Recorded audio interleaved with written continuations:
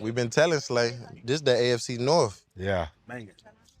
Everybody's banging. Even when you got to go tackle the receivers in Cincinnati, you better go tackle. 100%. You know what I'm T, saying? what, T? T and Jamar? T is a big old boy. Goodness gracious. DK bigger than T. Hell yeah.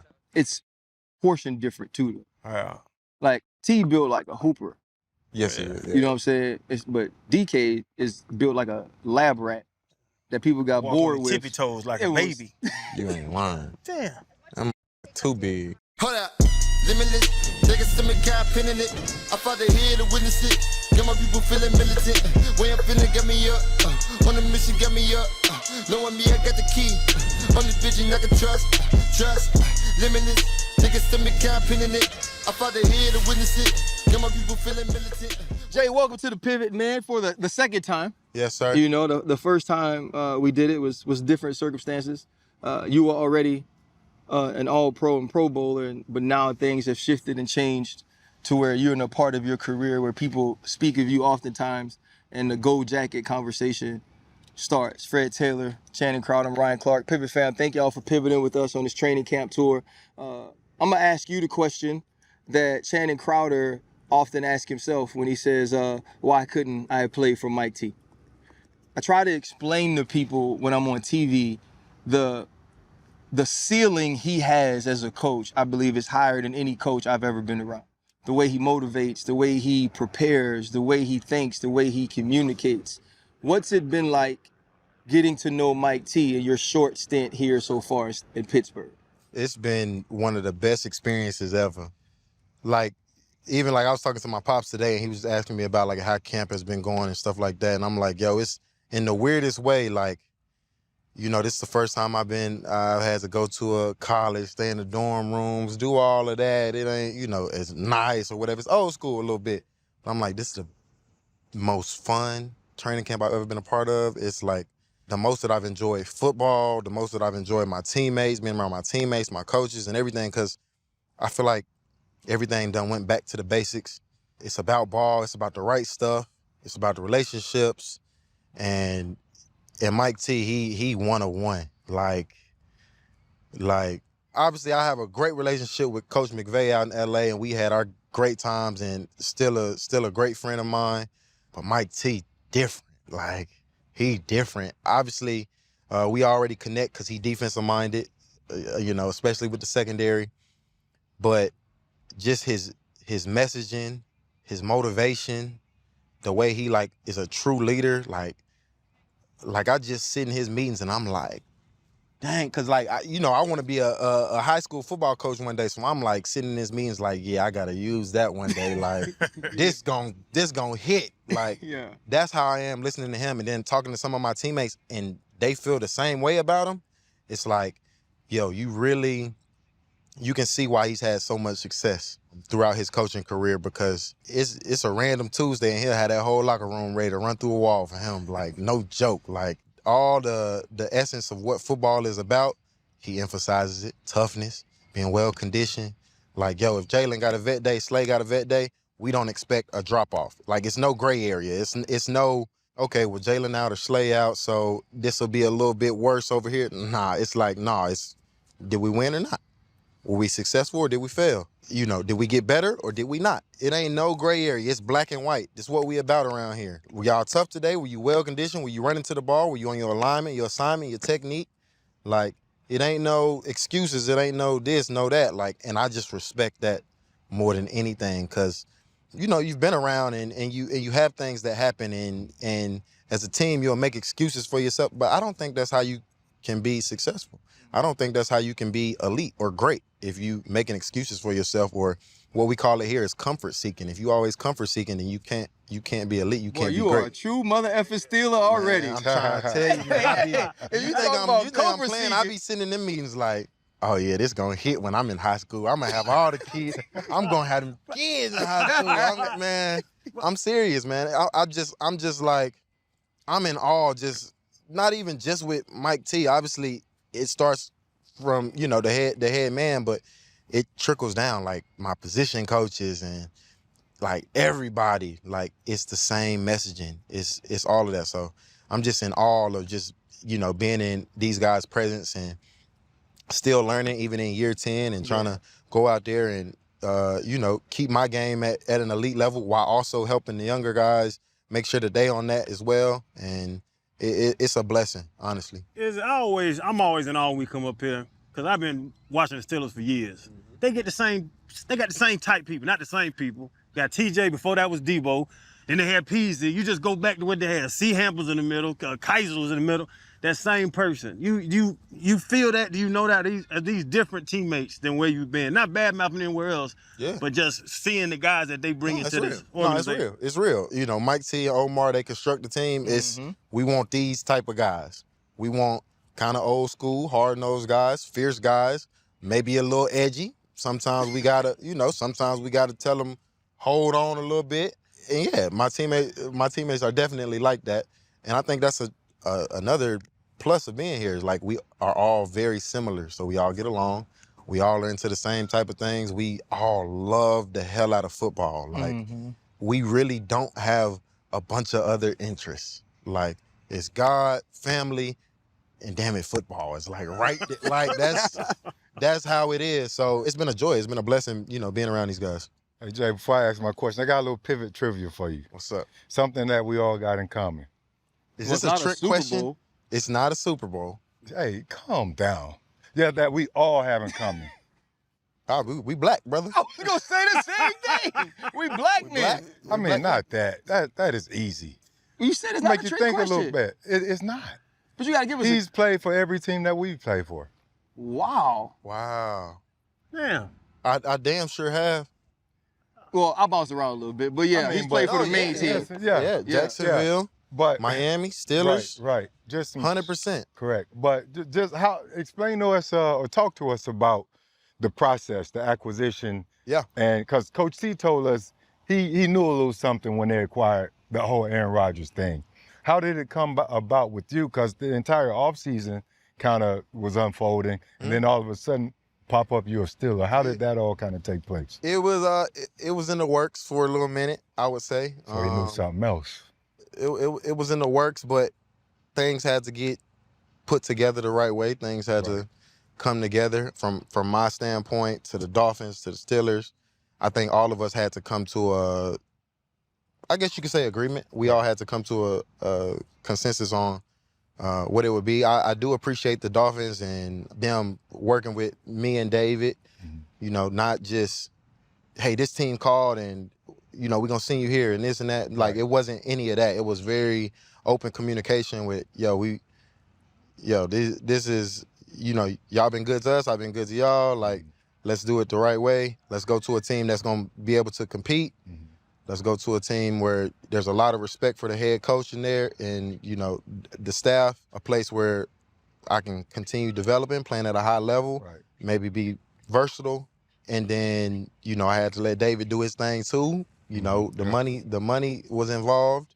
So he did his thing with that. And then, obviously the Steelers, they really wanted me here. And, at the end of the day, I wanted to be here as well. And so I just it got to a certain point where I was like, everything is good on my end. Let's get the business handled. Y'all do that part, and y'all let me know when it's a go. So that kind of took a little minute to get done. But once that got done, it was like, let's go. You speak of David Mulligetta. Could you imagine, he is the GOAT, could you imagine a world where somebody put you in the room, thought they came to an agreement, and didn't speak to David?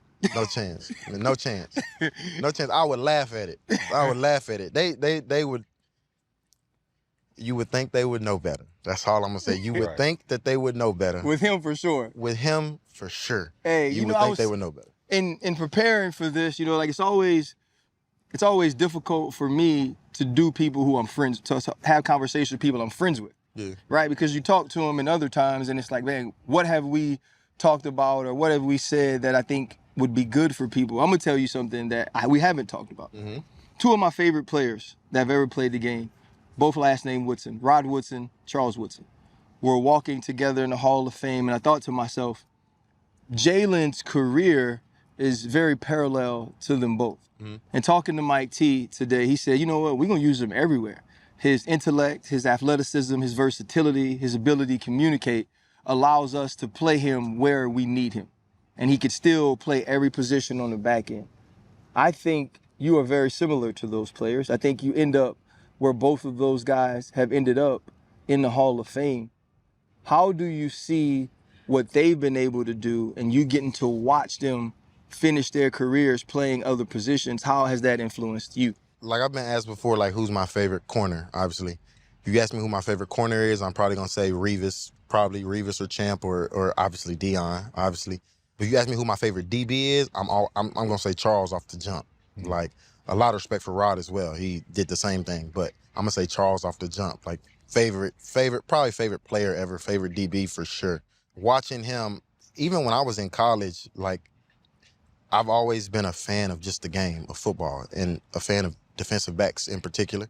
So in college, I used to have the video crew go get me clips. When I used to play nickel at Florida State my sophomore year, I used to have the video crew go get me clips of Charles playing nickel. And so from then, like I started watching him and just studying him and okay, like they might do wide blitzes and it's always him coming off the edge if they with the tight end or whatever like that and he making crazy plays or, you know, just his mindset on things. Like, man, I've watched a full game clip of him in the first quarter giving up a bomb and then the rest of the game going crazy, like short-term memory. Like even little stuff like that I've watched and studied with his game. I've always been a super big fan of him. I've always wanted my career to look more like that than anybody else. If I had to like pick one person that I want my career to look like, it's always been him. Whether that is 12 years, 15, 18, whatever, right?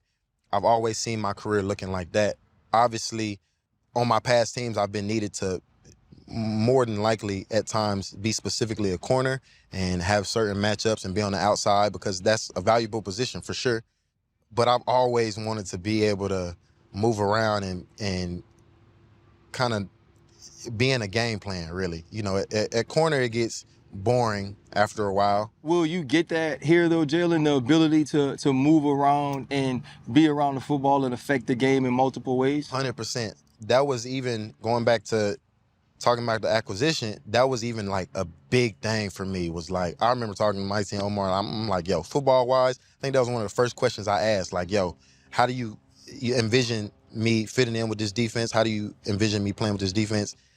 Because obviously you have Slay, who I have a ton of respect for. Me and Slay been friends for a while.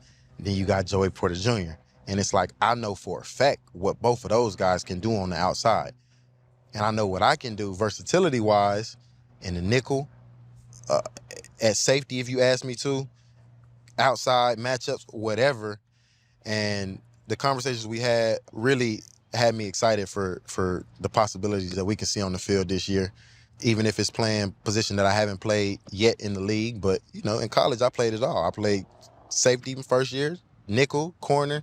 So I'm excited to be able to potentially do do a number of things this year. Like you said, y'all really got 3 1s. Oh, for sure. Yeah. That's how we view it too. Yeah, but did y'all have to, was there a little hierarchy struggle or anything? You talking about like who going first in one-on-ones? Yeah, like Lil Peasy, Slay, yourself, one-on-one start. They know who going first. Yeah. And Slay so chill, right? Slay my dog. Me and Slay have a great relationship. Slay already knew what type of time and I was on. Slay chill. Slay like, man, y'all got it. You know what I'm saying? Slay cool. Yeah.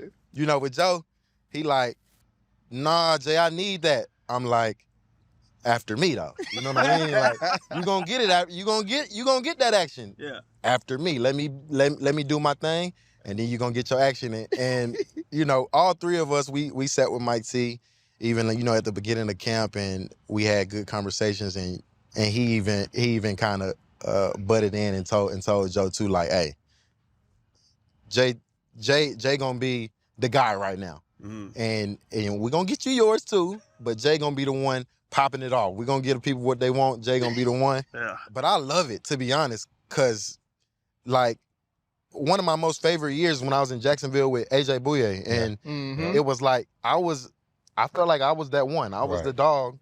But AJ was like, at times, AJ was like, no, I need that. I need some of that too. Right. If we playing D-Hop, yeah, I know you got the matchup, Jay, but if I'm feeling it, let me get it. Right. And I had no problem with that. I'm like, I love that. Like, Right. woo, that's to me, that's like, yo, that mindset is crazy. I like that. I already love that with Joe. I'm like, oh, that's how you feeling? I'm like, man, this gonna be, if that's really what you want too, then we just alike. This gonna be a match made in heaven, and we gonna feed off each other. And Slay, if you wanna hop in there too, you come on. But if you wanna dominate the twos or the three, you do that too. So it's gonna be fun for sure. When number one from Cincinnati roll up here then, cause he the one too. Mm-hmm. What's the conversation gonna be that week? That's me. That's Jay. That's 5 for now. That's 5. Joey, I'm gonna give you. I know that's what Joey wanted as well, and he gonna get his ops, but that's 5 right now.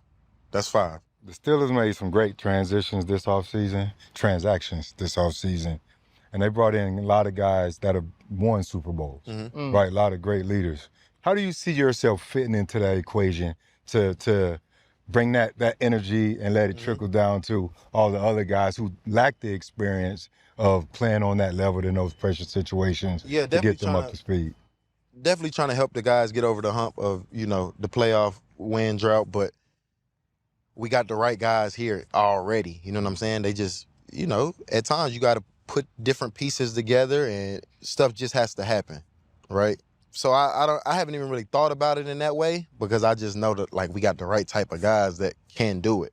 Like it was the same way when I was in LA, and yeah, we were supposed to be this and that, but everybody still kind of had that little stint on Matthew of he ain't winning playoff games and he ain't doing this and he ain't doing that. Like, but as a team, we didn't worry about it because we knew what type of guy he was, and we had to put a lot of the other pieces together, and we did. And once we got in those moments, he shined and he showed who he was, as well as other guys who got their opportunity as well, whether they had been in the playoffs before or not been in the playoffs. Like we had guys who have obviously been in the playoffs and been to the Super Bowl, who was on that Rams Super Bowl team before, who played, pivotal parts for us. And then we had guys who hadn't been in those positions and hadn't, done that, who played pivotal parts for us. So it's just putting it all together, which, that's the goal. That's what we trying to do. You're gonna have a pivotal player at the quarterback position.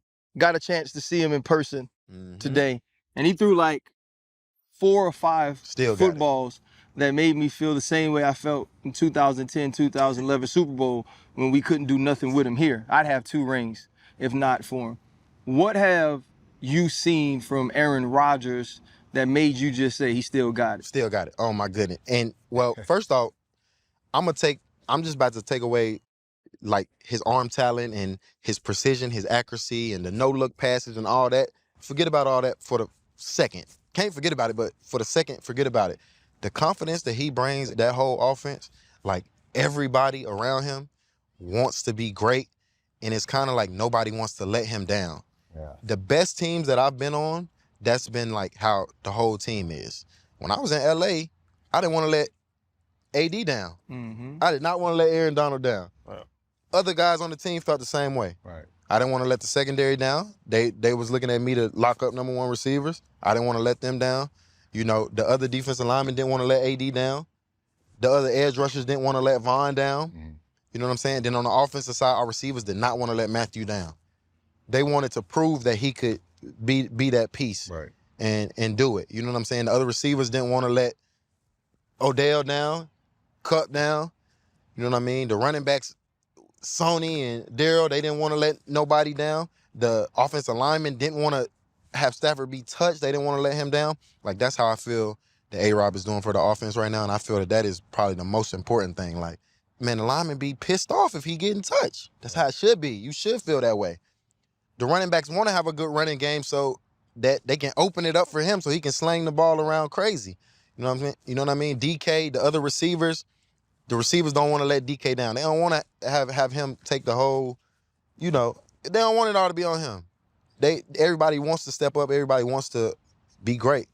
And I think that's like a big important key in bringing all of it together. And then obviously you got the special one-on-one stuff that he does that it's like, yo, I don't even know how to defend this. I don't even know how to guard this.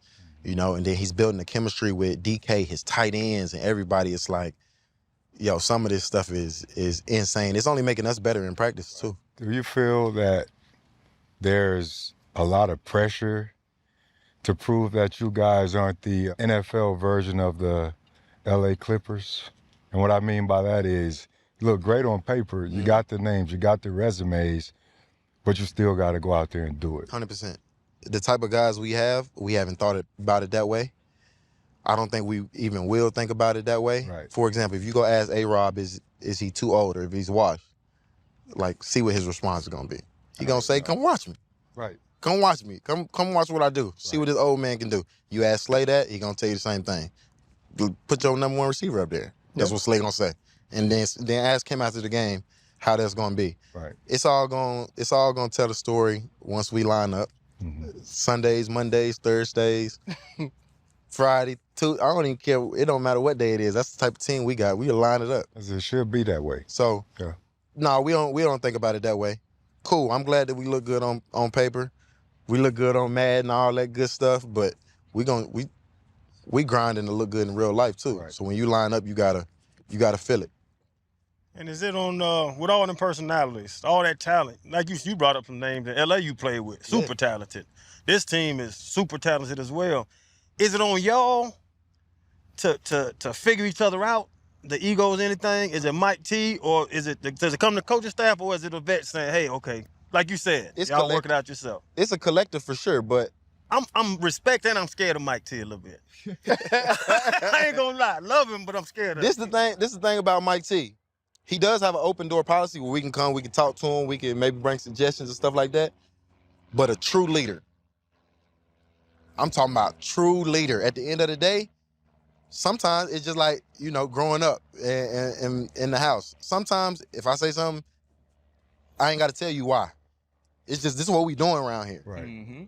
Like, that's how my pop was with me and my brother. We couldn't ask him no why. If Pop say get up at 6:30 and make our shakes before we drive to school, that's what we better do. And it ain't he got a reason that he asking us to do that. So we better shut up, we better do it. He got some of that in him. Yeah, For really? sure. And we respect the hell out of it though. Yeah. We respect it. I mean, how can you not? Proof is in the pudding of how his coaching careers went. So there's definitely some of that, but other than that, yeah, we figure it out with each other. We figure, certain things out with each other, but going back to the example with me and Joey, it's all love though. Like, I love seeing that. Yeah. Like, I'm glad that he wants, he in his mind is the number one corner on this team. And I'm definitely gonna have that mindset that I'm the number one DB on this team. Whether it's safety, nickel, corner, that's how I feel. Yeah. That's only gonna elevate this team though. So it's been all good. You know, that made me think Kobe said when he played Mike the first time, everybody's like, you don't talk to Mike like that, or you don't do that. And he said, nah, like, I'm telling him I'm that too. You know what I mean? It feels like that. Like, whether it's the offensive players, y'all on defense, you like, nah, I get that you're that, 100%. But I'm that too. Y'all want to know a crazy story? This is crazy. I've actually never given this backstory. So everybody know the Steve Smith, right, when me and Steve got into it. So Jacksonville was different, as you know, at the time. Mm-hmm. It was different. We was sorry. We, trying to figure it out. We did not have a lot of guys that loved football, in my opinion. Right. We didn't have a lot of tough guys, things like that, whatever. That whole week, I remember, we was playing the Ravens too. That whole week, it was, and my teammates at the time, they knew how I am. So the whole week was, yo, Jalen, don't talk to Steve. Don't talk to Steve. Don't argue with Steve. Don't diss with Steve. Don't nothing with Steve. He crazy. He gonna spaz. He gonna do it.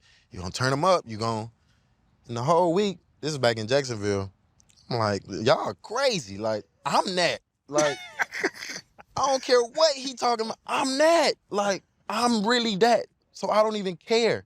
So how it popped off was, I was personally playing pretty well, but at the time we had a nickel and he ended up getting a flag. He pushed one of our nickels at the end of the play.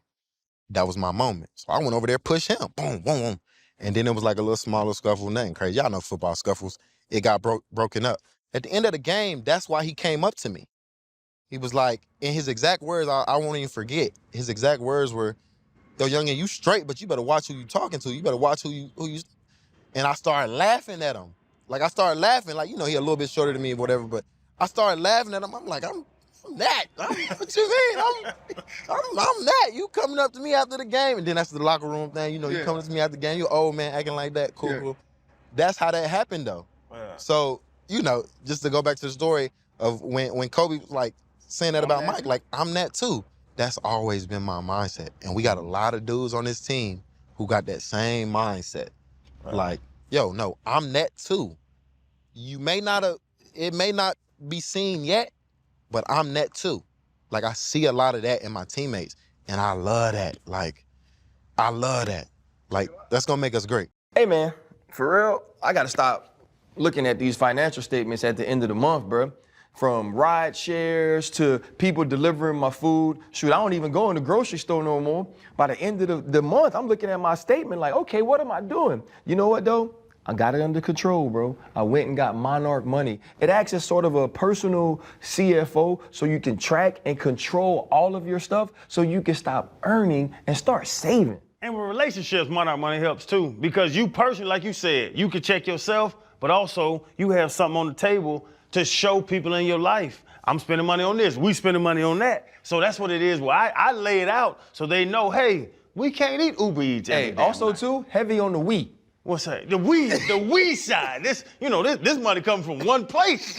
Right, RC, I agree with you. It's just like your personal CFO, but it's also like your bestie. That one friend who tells you about your spending habit, you might not want to hear it, but it's been honest. Get Monarch Money. You can track your spending, your savings, and your investments easily. So now you can focus on what matters most, and that's making your biggest life goals a reality.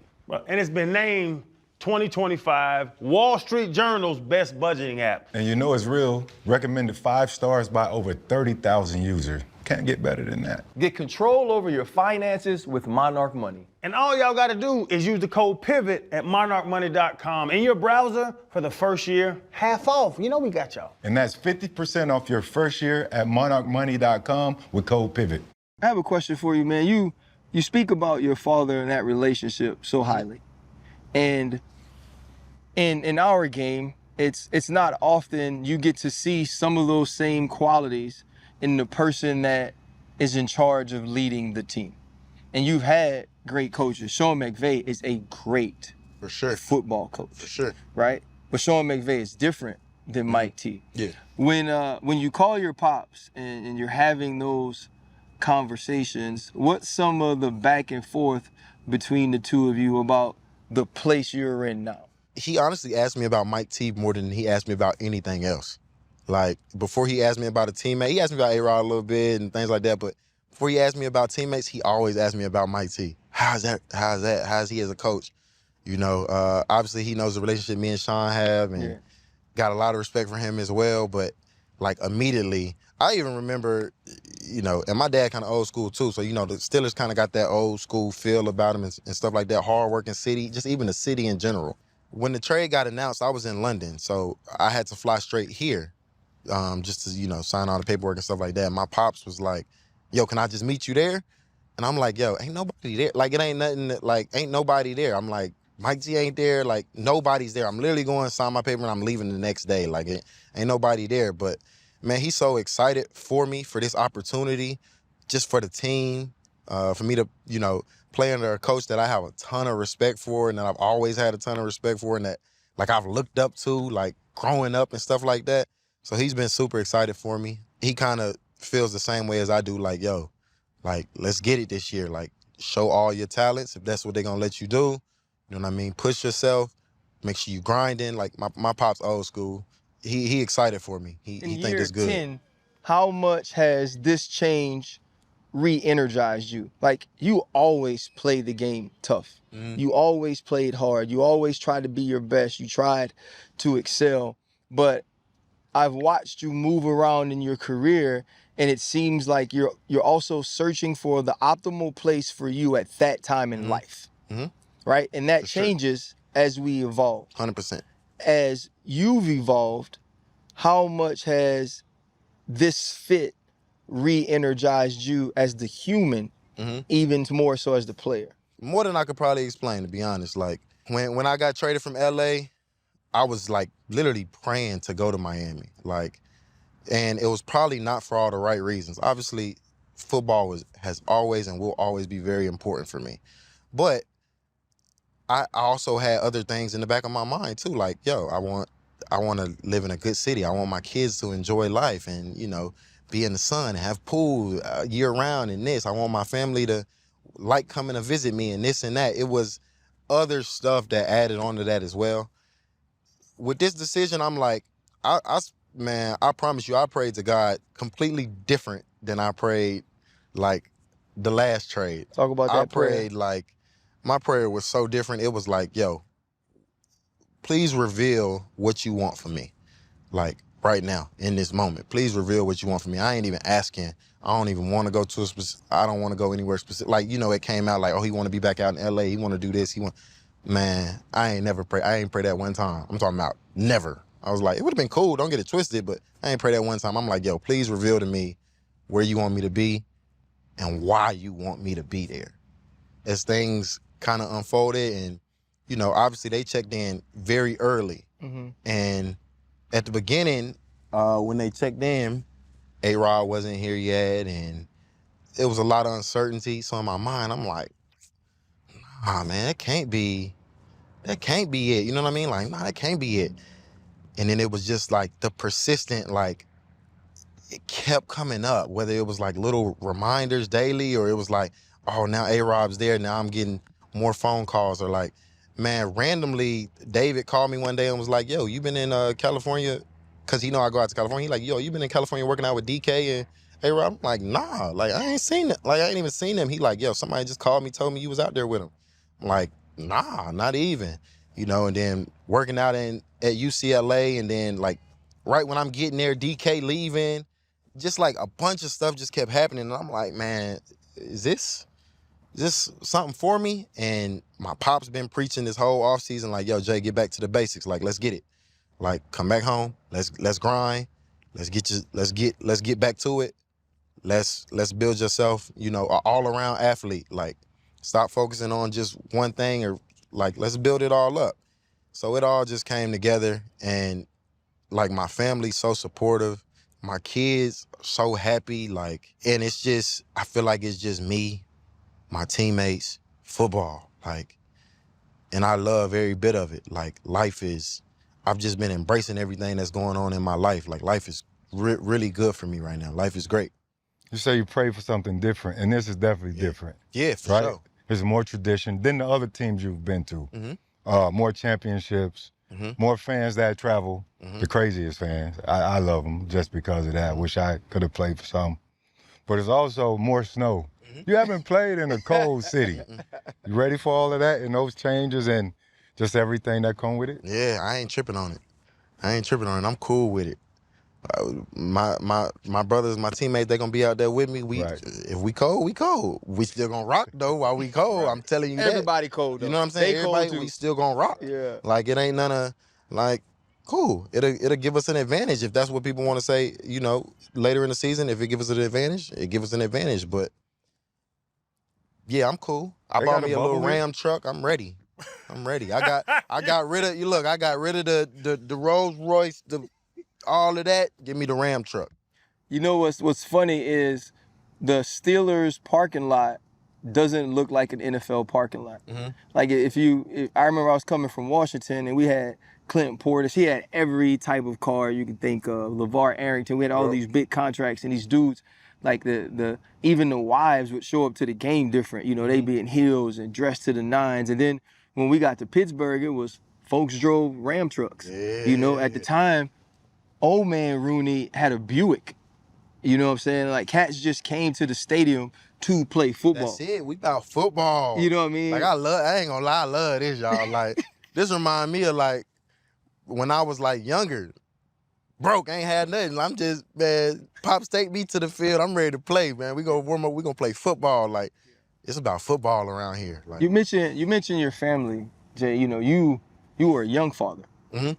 right? And there's no one who can know you, who can watch you from the outside and say, oh, wait, that's a huge part of his life. Mhm. How has evolving in that way, growing in that way, made something like this okay for you? Because it isn't the place everybody wants to visit. you dang near don't need a pool at all, much less need a pool year round. It's not going to be the fun nightlife.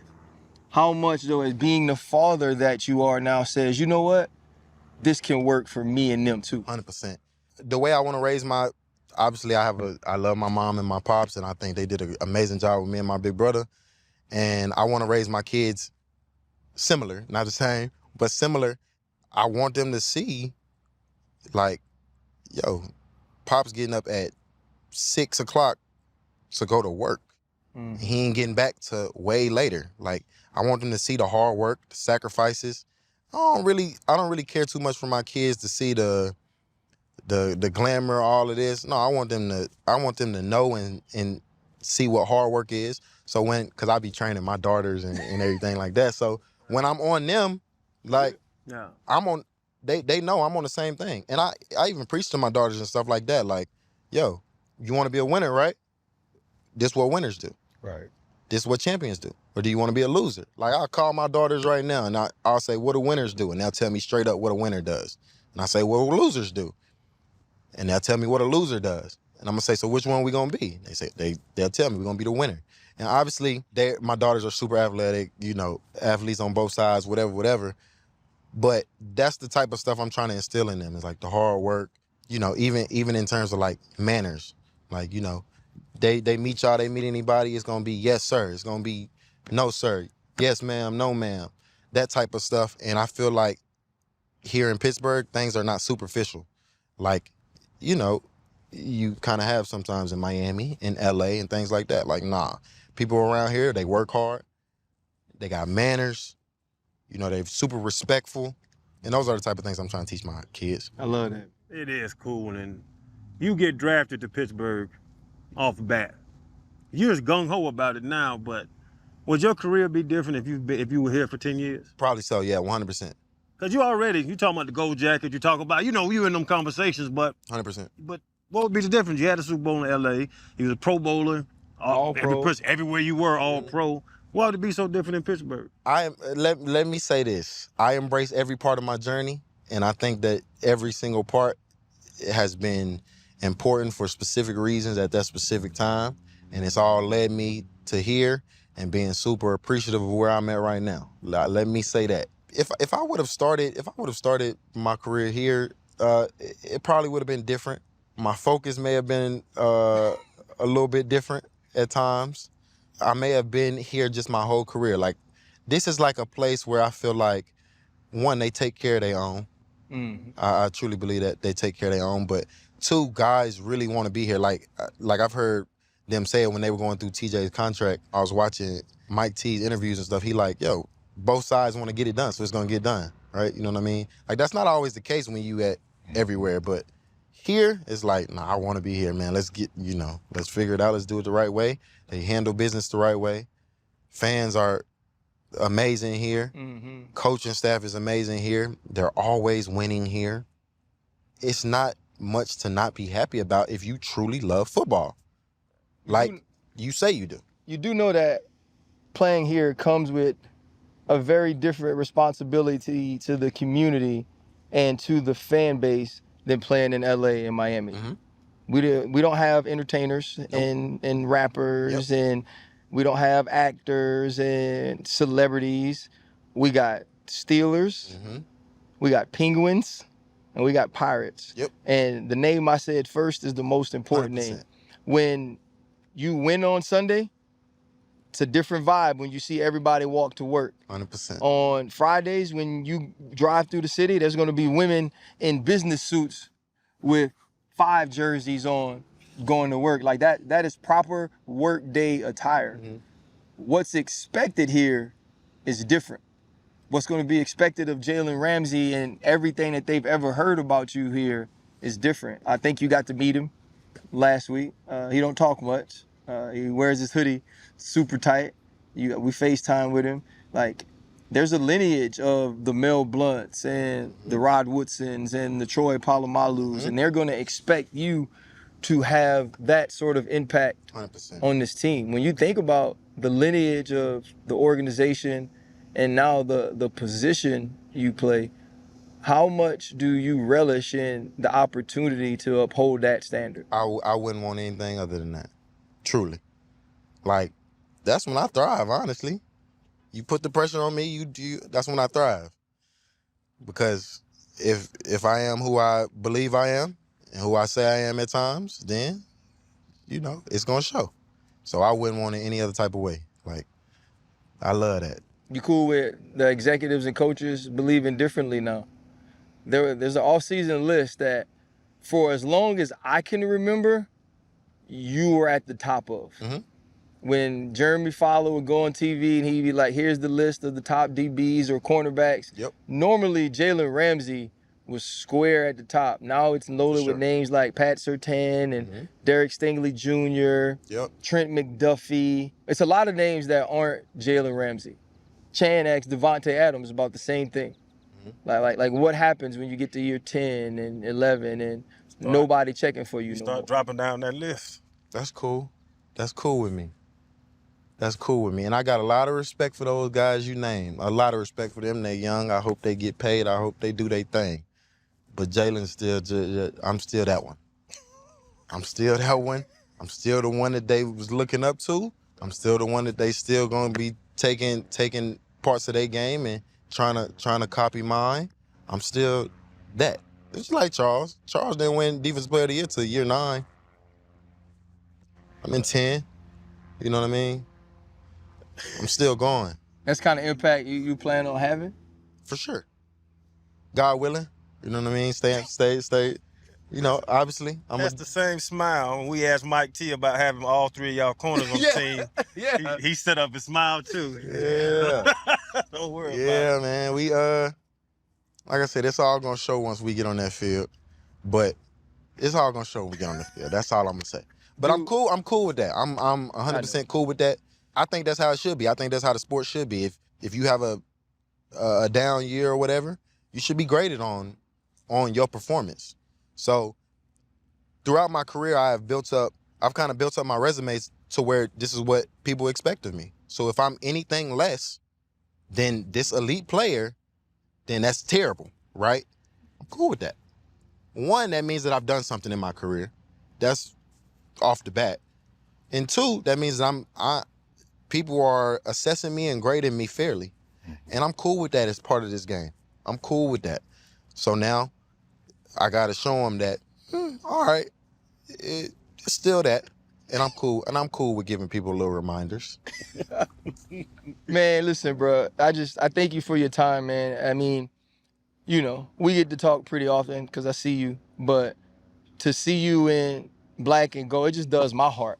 Yeah, man. My heart will. I was excited to even connect you and TP on FaceTime, man. I think you fit what we do here, and I think people getting an opportunity to see you be your authentic self, both on the field and off, in this uniform is different.